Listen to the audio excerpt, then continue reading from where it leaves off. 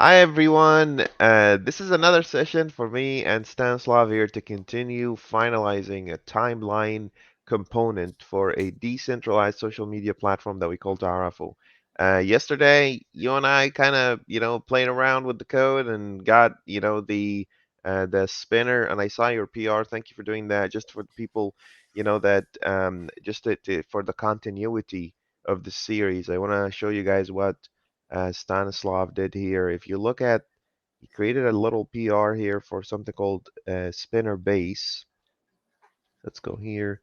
Here's what he did. So he basically went and said, here's Tarafu Web.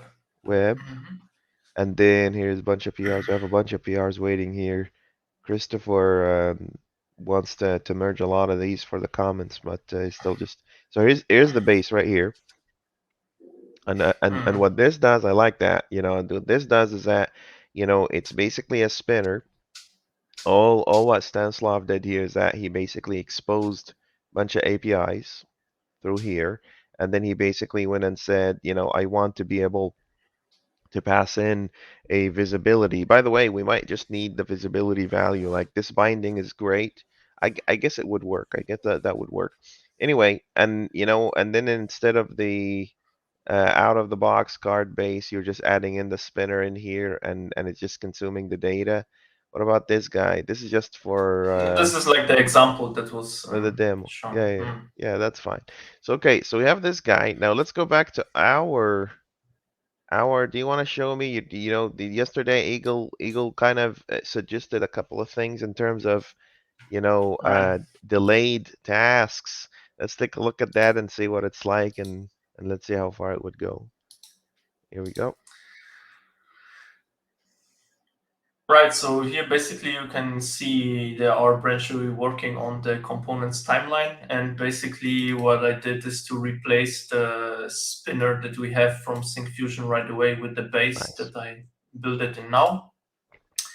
So basically when I start it now, I can show it quickly. You're probably gonna need like some sort of a delay or something because the I did bring it in to show you. okay. So it should be in place.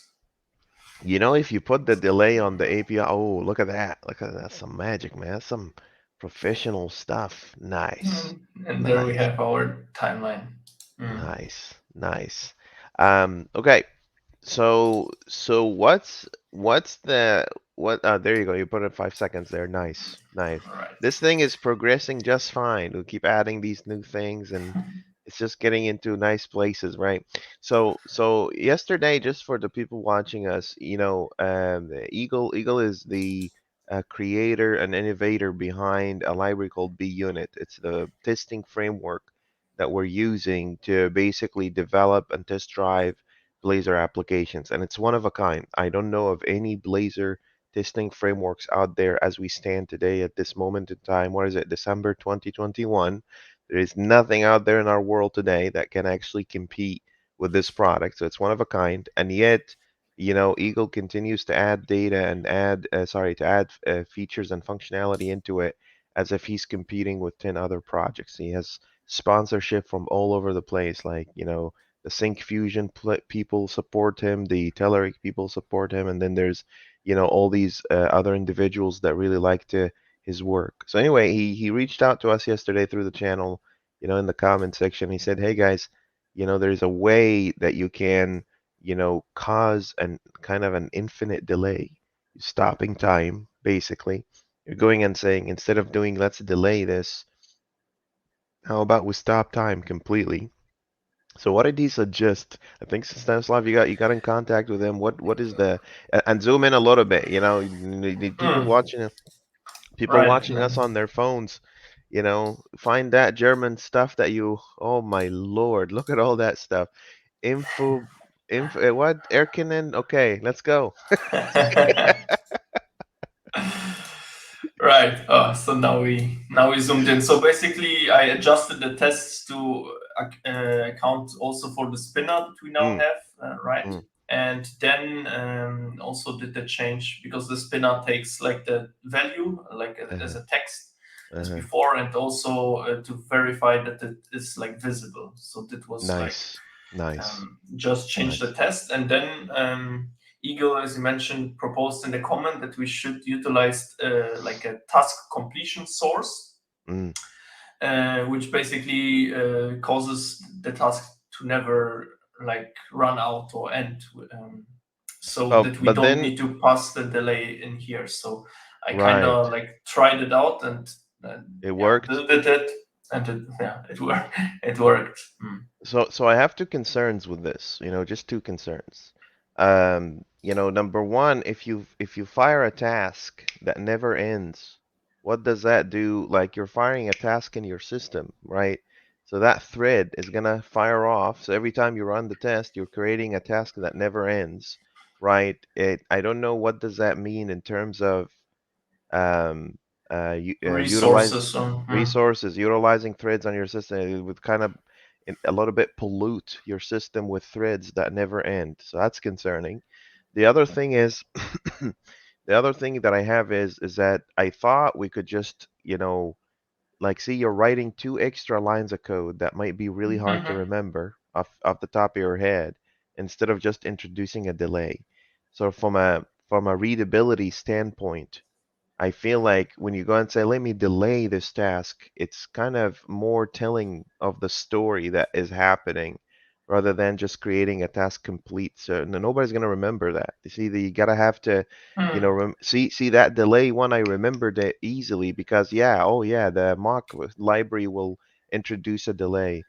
So this solution it's a smart solution and it's probably more consistent, but I'm not sure about the readability and resource consumption. That these are the two things. What do you think about that? And we might pull the guy in and just argue with him a little bit, Yeah, maybe or he knows something that I, eh, I did not try it like to check the benchmark like resources wise, if it's like after the test, if it kind of how I it's think, called, like yeah. dispatches this or whatever. But Let and let let. also Go ahead. Go ahead. Go ahead. Go ahead. Go ahead. Also, Eagle mentioned that like it doesn't look this pretty because we're using like the value task, right? So I had to wrap it once again into like a value task, but actually when we would return from the broker like a task only, then it would only also be like a one line of code, Oh right? no. So So it's also forcing us to kind of revert to an older pattern. Let me tell you why value task is better than task first. Value task executes in 60 nanoseconds. Task takes about 120, right? So that's double the time in terms of execution. But also task does something really um, inefficient with the compiler. It tries to trick the compiler in thinking that it's doing work that's asynchronous, even if the value is present. Value task ideally is value or task, meaning that if you have the value, give it back to me. But if you don't, go ahead and execute a task and go get me that value, right? So now it's also adding more complexity in terms of not allowing. No, man, let's go with delay. This is a little bit too much. I wanted to show people though what's out there. That's the whole point of this channel. I mean, there's 50,000 options out there. You can literally create a value task that has an infinite while loop that never ends, right? But again, it's smart, and sometimes smart is not the most readable and the most appealing. I think delay is better. Let's go with delay. Let's revert back to that because delay is regardless of the of what we're trying to do, it's actually telling you that this guy is going to be delayed a little bit, and that's when we're going to be displaying the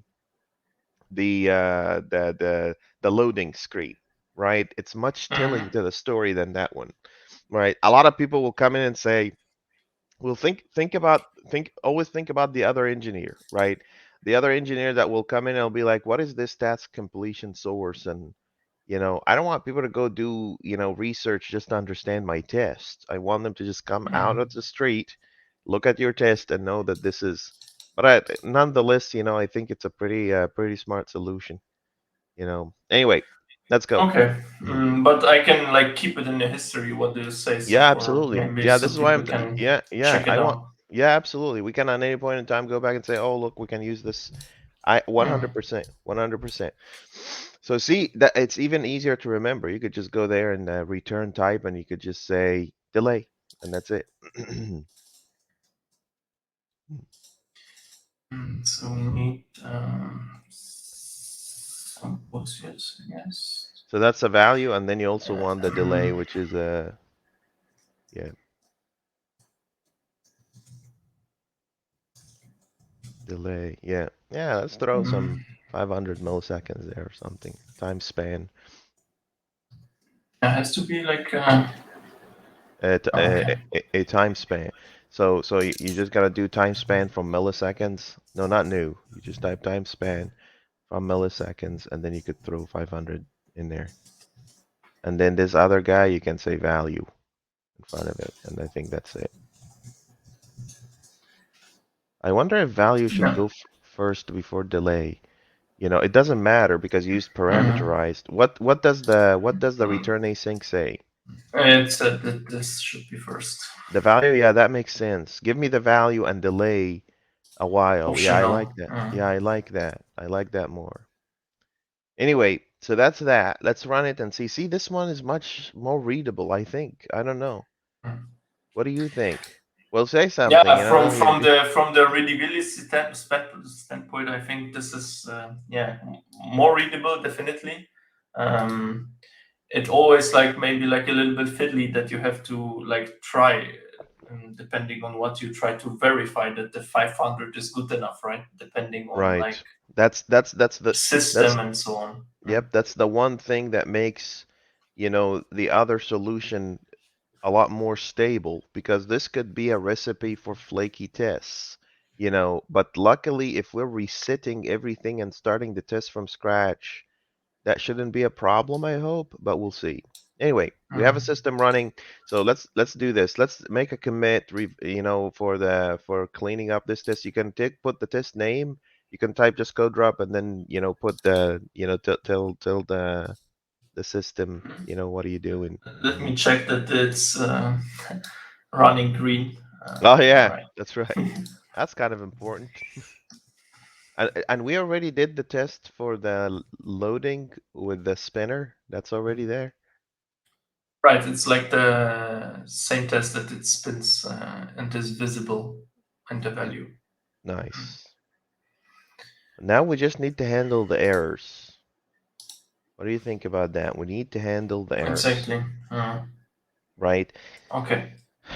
So here's the deal. We want to cause an exception. You know, some exception needs to happen.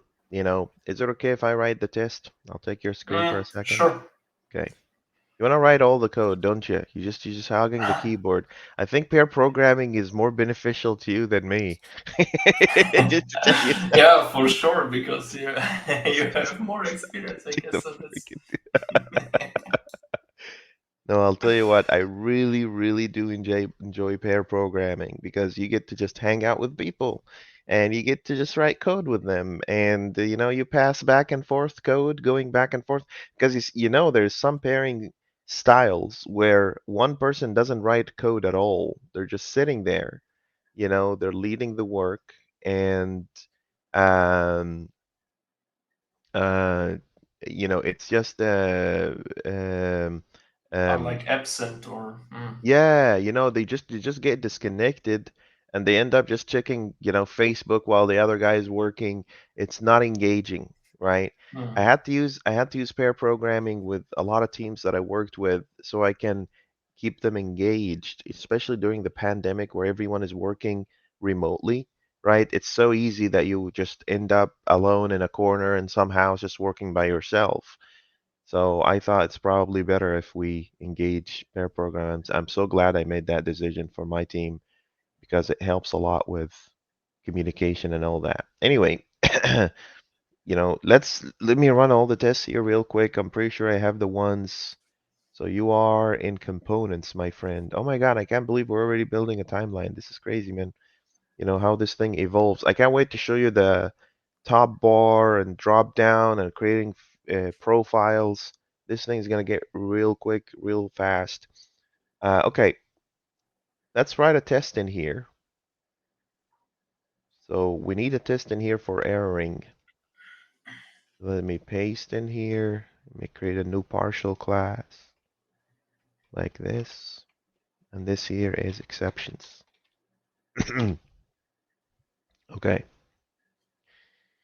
And in this area here, we want to cause an exception. I want to make trouble. I want to make some trouble. Okay. Let's just go here and say fact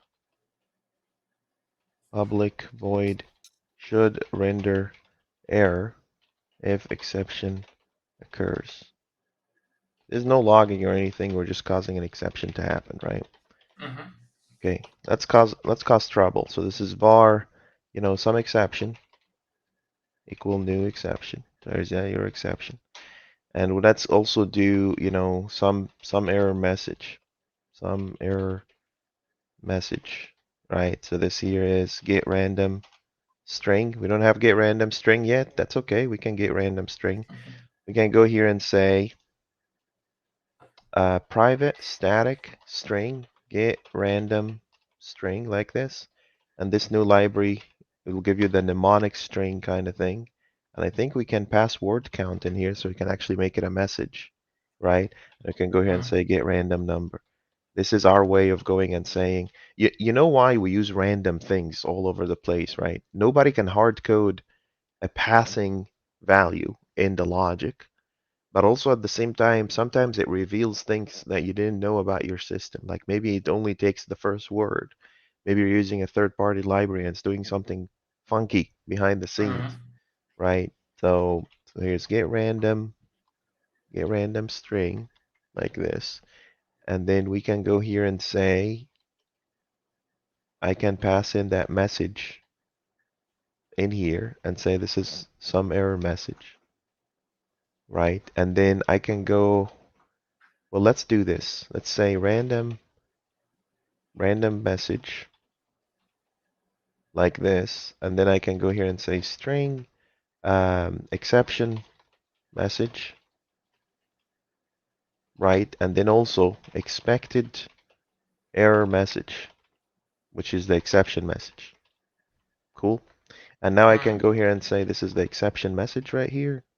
I can break this guy a little bit, break it down like 2 by 4, and then let's cause an exception. So let's go here and say this dot, what is that mock, the guy that we're using here. So this is your service, and then service dot retrieve all post views async, and that guy will throw asynchronously some exception. Cool. Mm-hmm. This also shouldn't be some exception. We'll say just just exception. Here. Some meaning that I don't care, it's a filler that doesn't change anything in the outcome of the test.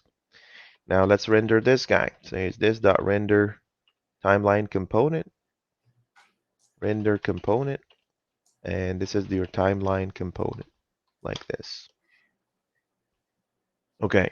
Now what are we gonna do? This dot render timeline component dot, and we want to make sure that our label is visible, and we want to make sure that our label has the right message in it. For now, we're gonna render it some, maybe you're gonna add an image. We're gonna get cute about it later, but for now, make it fail, make it pass, and then make it pretty, right? Or make it work, make it right, and then make it pretty, right? So I can go here and say instance dot label dot value should be expected error message, right? Expected error message. What else? I have an expected state, right? So let's go here and say timeline state, timeline component state,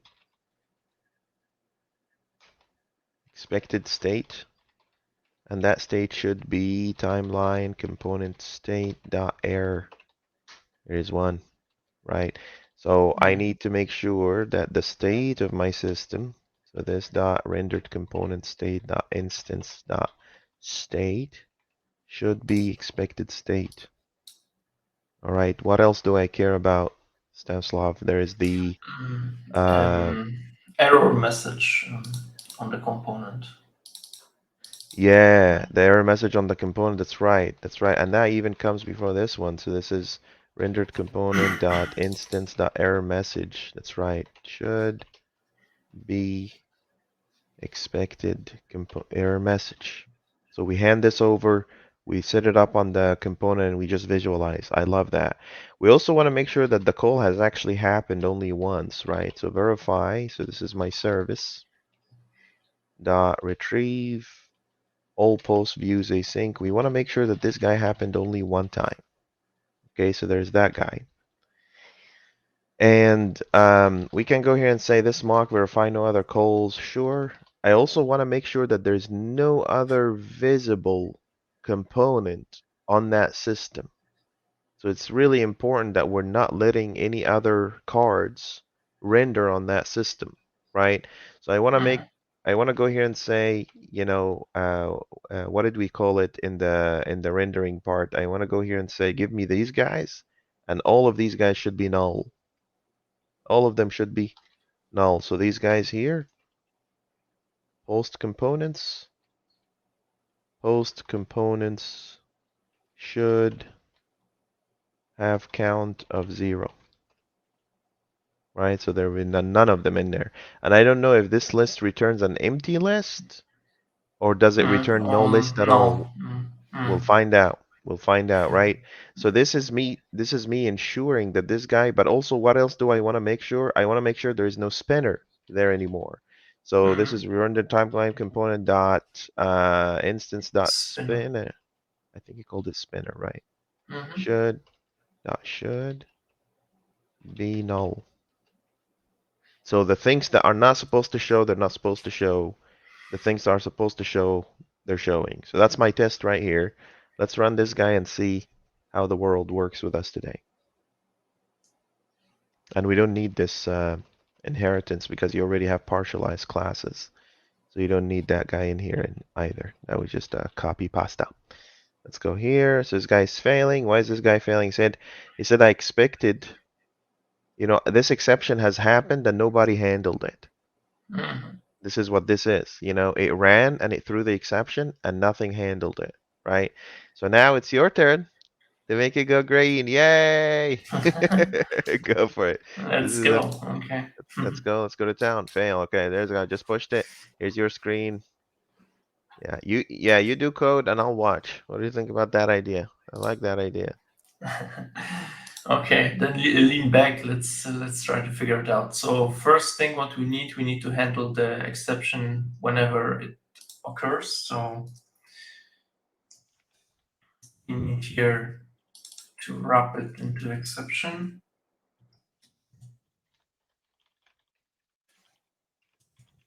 This could be anything, right? Mm-hmm. And we still need the functionality from before to work as always. Yeah. And here we need to do our handling stuff. Yeah. So Do we need that state has changed? We need it, right?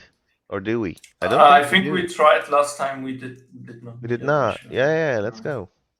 Let's go. Let's I go. Let's think this go, only bro. has to be like on the base component. So okay. So first error message we wanted to set to exception message. Yep. It's already And writing the also code the for you. Mm-hmm. Mm-hmm. and also and also the label value should be Nope. the Nope. Even the code will tell you don't set up the value in the code. Pass it. That's why we have it in the first place, right? So you don't have to do anything here. You just need to just change the state back to error. That's all. okay. And since this is not a return thing, you don't need the extra space between the two lines. Let's take that one out. And then let's use Pretty Blazor to kind of do that switch. So let's go to the UI and do a new case, a new evaluation, just like this condition. Nice. So evaluation would be then If the state is error. Mm-hmm. state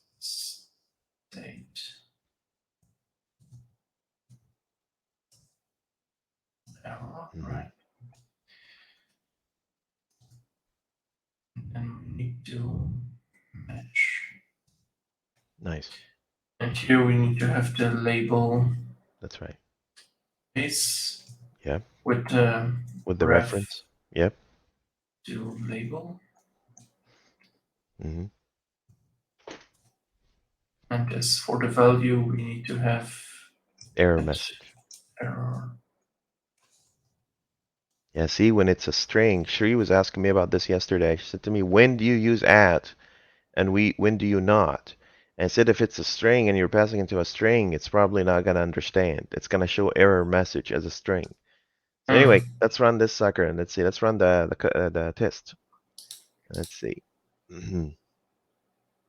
Oh, you didn't even run the failing test? Oh, dude. Dude.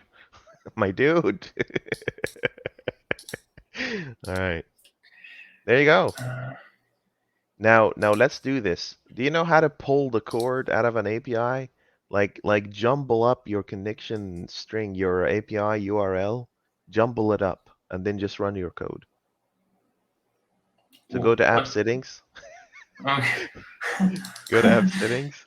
No, that guy, and then Like, just instead yeah. of 44336, just write in there 1985 or Okay. something. Yeah. Jumble it up. Just screw it up, you know? Yeah, there you go. I think that guy will freak out even more because, you know, there is validations on the port. Yeah, it won't even start. Look. It didn't even start. If you minimize your screen, you'll see Visual Studio screaming. Look. It's because it does validations. Put a goofy number in there. Okay, so this was too much messed up, right? Yeah, way too much. Also, this is still too much too because your port can't be more than I think 4 or 5. So go back and just make it, bro. Just type in there 1985. Gosh. You told me to go ham, so Go full screen. Okay. Okay, this guy should error out now. So it's trying to connect, which is great, and then post dependency error occurred. Please contact support. See? And you know, now we need to make this message pretty. We need to put something in there that can make this, you know, look, this is where we need to go and create an image-based component. And this image-based component will carry something like, oops, sorry, or a cute dog like Amazon does. When Amazon goes down, they show you a bunch of dogs. You know, they start selling that, they turn into Petco, you know, PetSmart. Start selling dogs. And you know, so we want to be able to view some because this is it. This is once we're done with this component, that's it. We move on from there. So we can't leave any loose ends, right? So we need to find, so there's two things that we need to do. We need to create an image base, and we also need to find a nice image that resembles, oh, an error has occurred, right? This is one case here where the details of the message doesn't matter, right? But we're gonna keep it there and we're gonna make it a little bit more human readable. But what's more important than this is to create that image base, okay? So what do you think about connecting the let's create the image base together. What do you think about that? Okay, Let's let create the me image base. first Commit that commit guy. Yeah, go the for it. best one. Yep. So it was no. There it is.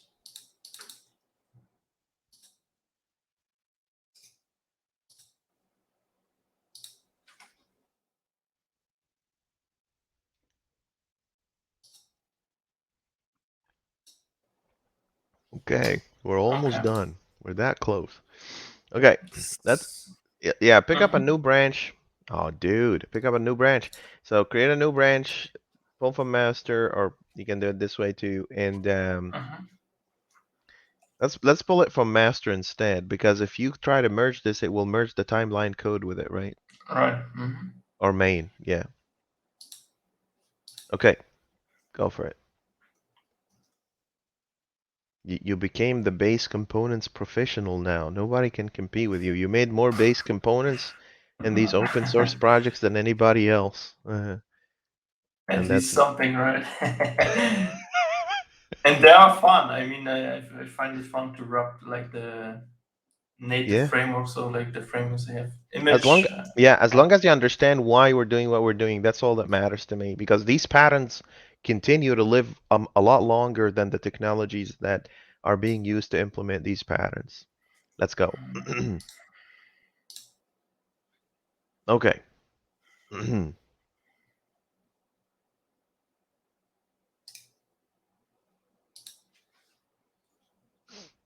So image base. That's right. So all we really want to do is just like pass maybe a width or something, but we just want to pass the URL for the image, right? Mm.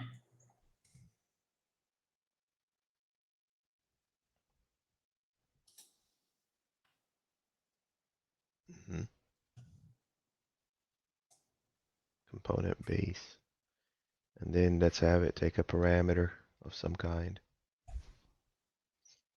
So it would be like a string, right? Yeah. Don't forget the decoration though.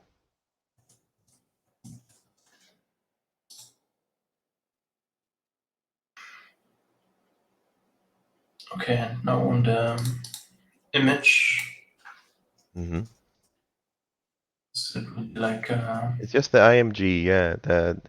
I mean, we're gonna do much better things later, but for now, source, right? Source.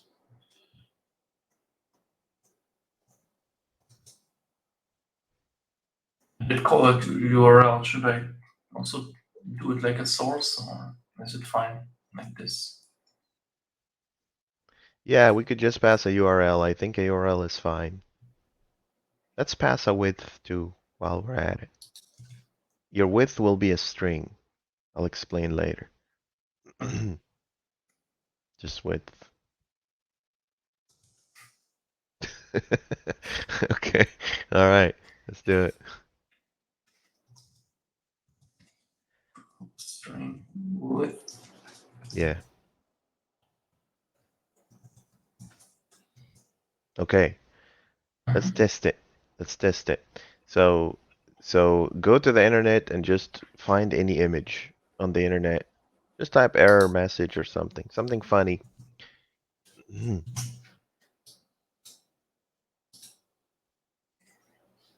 Oh God, it's all Windows error messages. That's embarrassing.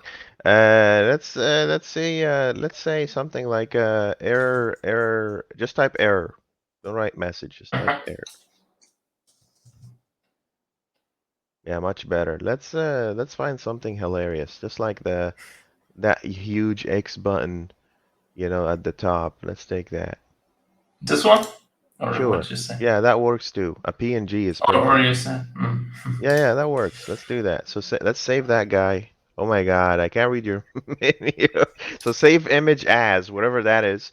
And then let's put this in the www root folder in Tarafu web. So go into web and then there is www root. Mhm. And then instead of CSS, create a folder called images, imgs. Yep, and inside that guy, just throw it in there and just call it something easy to remember, like error.png or something. Is that an SVG? We want a PNG. Let's see if it'll save it nice. Let's go. Mhm. Let's go. Let's go. Okay, there you go. If you open that file, does it open up? Mhm.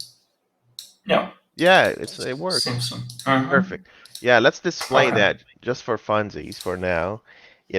So go back to that file that you added in your solution, scroll up all the way to that file, right click properties and copy always.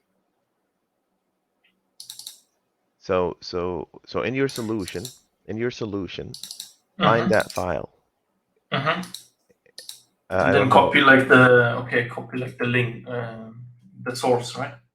No. Just navigate in your Visual Studio in your solution. No, Mhm. don't worry about that guy. So Oh, okay. scroll all the way, open up the W root, and then just images. Perfect. Right click on that guy, properties, and then just say copy always.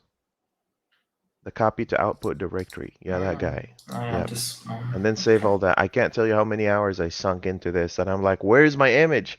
So okay, let's save all of this, and let's go and try this on your index page, the image base thing. Yeah, let's do that. Yep. Yep. And it should autocomplete for you. So double quotes and just type double quotes and just type in there slash images slash the error.png. Mhm.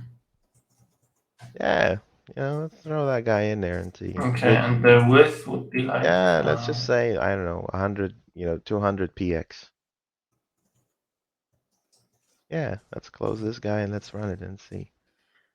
I think we may, I always forget, but I think we may need to remove the first slash. We'll see. Let's just run it first and see. Mhm. That'd be fun, right? Now there Simple. it is. Yeah, look, how easy is that, right? So now we want to display that instead of the label, right? In the failing test. Mhm. Just the exact same way you did the spinner, do this one as well. Does that make Mhm. sense? Yeah. And try to centralize it, and that's it. So it will be that X button, and then maybe an error message underneath, which is the message that's coming. So both of these, you need to be Mhm. centralized. Go ahead and create a PR for this, and that would wrap up our task, my friend. Okay, nice. Do you Cool. have it? Do you have any questions for me? I hope you're Mm, having fun with this. We're just hanging out, right? yeah, a lot of fun actually. So all good. All right. Okay, my friend. I'll talk to you later then. Thank you so much. I mean, if you create a PR for this today, tonight, Ricardo and I will be able to add drop down menus from the card itself, which is going to be really interesting because Mm, we want to be able to kind of have a bunch of options, and a part of these options is to be able to go and say delete, share, edit the card, mhm. all that good stuff. Oh, I can't wait to. I don't Nice. know. Mm. I don't know if the modify pipeline is already implemented. Do you know the post view modify? Do we have that No, guy? there is no modify. There's like only return and delete, and I'm working on adding like the add Yeah, let's actually. finish the ad. We're gonna create a little button on the side that says new post. We click on the button, it pops up a dialog, and that Mhm. dialog we add in it, Exactly. and then Mhm. click send, then it basically creates, and then maybe we can play around with security. A lot of people Mm. have been asking me how do you secure Mhm. your Blazor applications and all that kind of stuff. Stanislav, you are awesome. Okay, You great. should know that. Thank you Yeah, so you very too. You much too. for hanging out today, and let's connect tomorrow if you have time. Okay, my friend. Right, right. Okay, till the next time then. Okay, and have fun, right? And All see right, ya. tell tell tell Bye. tell tell the people what to do. You wrap up the channel today. You're the guy today. What should we say? How do you tell people to wrap up a YouTube video? Go ahead. Go ahead. Mm, Now I mm. would just say wünsche einen guten Tag. So How it's do you tell have people? a good day. How do you tell people in German? If you have any questions, comments, or concerns, please drop a comment in the comment section. Don't forget to like and subscribe. Say that in German. Go ahead. I'll sit and wait Um, and not understand anything. For all I know, you could be telling people this guy's a fool. Don't subscribe to this channel. But let's äh, just see what. Go ahead. also, falls ihr irgendwelche Fragen haben solltet oder irgendwelche Anregungen, dann lasst es uns wissen und schreibt einfach einen Kommentar drunter. Und vergisst nicht, den Kanal zu abonnieren. There you go. You know what to do. Thank you, Stanislav. You are Okay, awesome. Take care, bye. brother. You take